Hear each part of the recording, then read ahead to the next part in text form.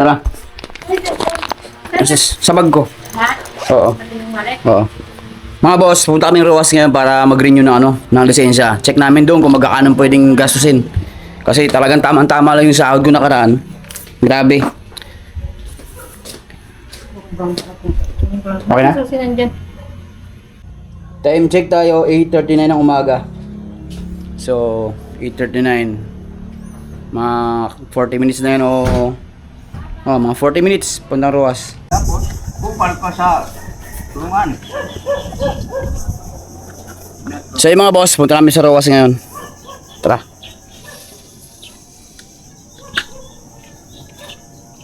Walang washing yung motor, oh.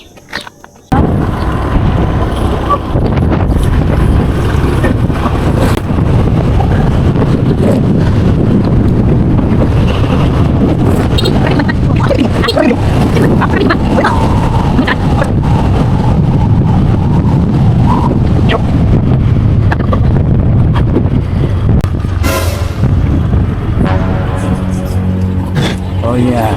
Oh yes. Ilan? Ewan ko sa'yo. 100 lang. 200 lang yung gusto namin ngayon. Ang mahal kasi.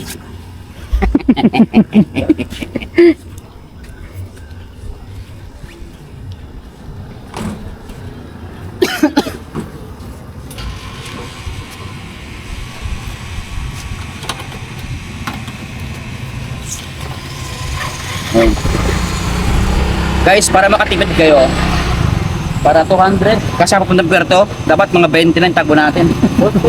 Lalo na pag scooter yung gamit natin, dapat mga 20 to 30. Pinakamabilis na siguro mga 35. It's na yan. Para hindi agad maubos ang gasolina.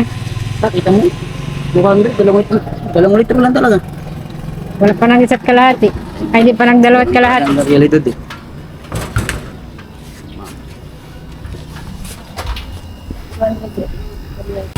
Thank you. Tingin ko na. 800 na lang.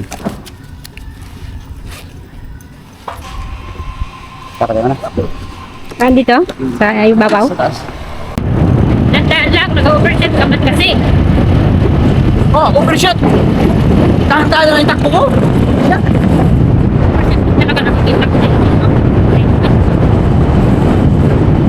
Ang driver ko, professional yan. Dati akong rider. Para na-20 ako. Dati akong rider. Tapos panalo pa sa motocross. Para laging overshot. Mga boss. Nakamotor na kami pero nasuka yung kasama ko dito. Ayan o. Wanit yung white flower. White flower. Tingnan natin. Suka siya eh. Daan-daan lang kasi takbo ko. White flower. Saan mo tamal? Sabon ko naman. Ay, nawalit. Bulsa ng wallet. Ba yan? Paano tayo magkakapurulis niya? Pag ganyan, nahilo agad.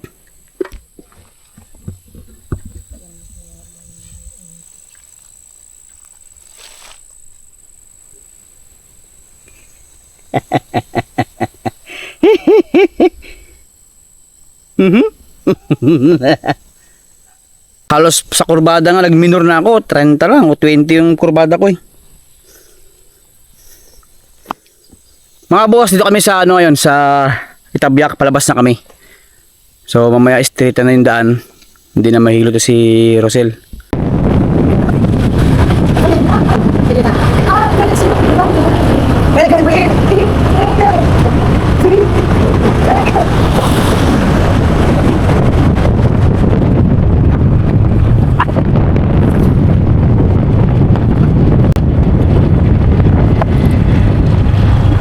Hi.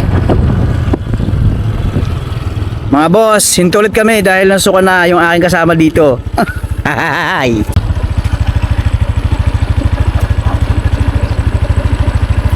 Ano talaga yun siya, mahina sa biyahe. Lalo na pag nakabus o shuttle. Grabing hina talaga niya. Mahina talagang sikmura niya pag ganitong biyahe. Lalo na pag makurbado yung daan. Wala talaga.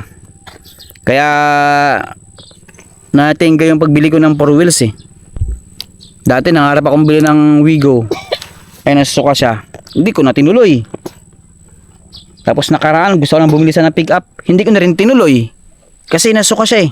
Wala. Siguro baka sunod bike na lang kami. Ay. Paano pakiramdam mo? Okay na? Diba? Pag nasuka mo na kasi yan, okay na yan.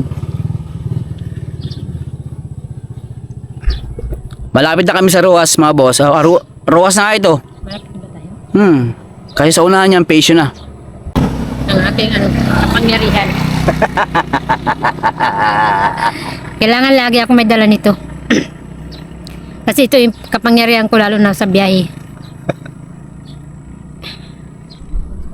Kaya sabi ko, nawala na yung ano ko, pangarap ko na makabili ng pickup eh. Nakaraan, Wigo, ngayon pickup. Nakaraan, pickup.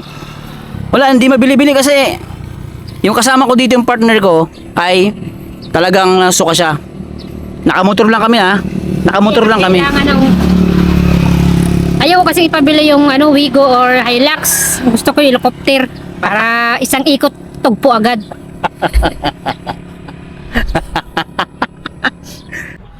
So mga boss, nag-aasikaso na ako ng lisensya ko dito. Sana hindi ka mabuti ng hapon dito. Kasi bibiyahe pa kami punta sa San Vicente. Saan ako, friend? Nasuka na siya. So wakas mga boss, meron akong lisensya. So na-renew na namin to. Ito yung dati. Yan dati ko. Tapos Mas mukha pang bago yung dati. ito yung bago. So nakalagay dito is 10 years na to. Eh? Saan? 10 years na. 2035. Ano ba ngayon? 2036. Yeah? Let's go. Sa wakas, naka-renew na rin. Wala nang kabasa-kalsada.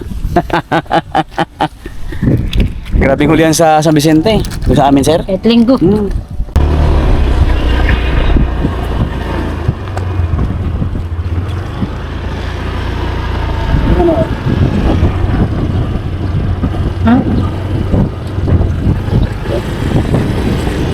So yun nga mga boss, yan kagaya namin dito sa LTO.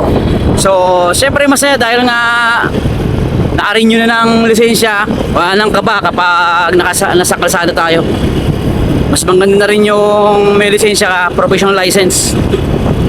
Kasi sa panahon ngayon, dami aksidente sa daan. At kadalasan yung mga involved, yung mga walang lisensya. Maraming checkpoint kahit linggo.